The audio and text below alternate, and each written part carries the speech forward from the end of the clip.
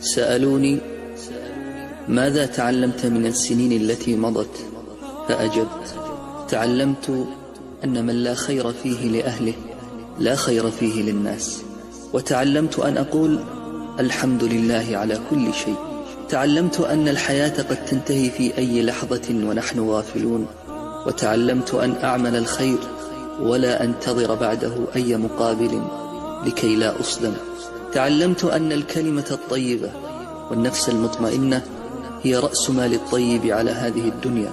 تعلمت أن أغلى إنسان في هذه الدنيا هو ذاك الذي يحيطه الأمن والصحة من كل جانب.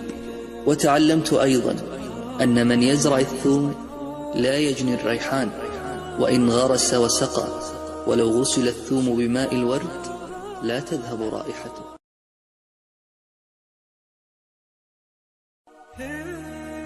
سألوني: